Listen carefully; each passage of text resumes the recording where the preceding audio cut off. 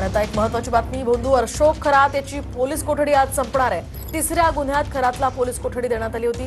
चौथ्या गुन्ह्यात खरातला पुन्हा पोलीस कोठडी मिळवण्यासाठी आता एसआयटी प्रयत्न करणार आहे। अनेक दिवसांपासून भोंदू खरातची एसआयटी कडून कसून चौकशी सुरू आहे। दरम्यान ईडीकडून भोंदू अशोक खरातच्या प्रॉपर्टीची चौकशी सुरू आहे। खरातच्या ईशान्येश्वर मंदिर आणि नाशिक कार्यालय तसंच शहरातील वेगवेगळ्या ठिकाणी असलेल्या जमिनीची ईडी अधिकाऱ्यांनी पाहणी केल्याची माहिती सूत्रांनी दिली आहे। अधिकची माहिती आपण जाणून घेऊयात आमचे प्रतिनिधी चंदन पुजाधिकारी यांच्याकडून। चंदनजी, काय अधिकची माहिती आहे या संदर्भात? निश्चितपणे आपल्याला माहिती आहे, गेल्या अनेक दिवसांपासून या संपूर्ण भोंदूबाबा अशोक खरात प्रकरणामध्ये एसआयटीचा तपास सुरू आहे आणि या तपासामध्येच आज त्याला पुन्हा एकदा न्यायालयात हजर केलं जाणार आहे।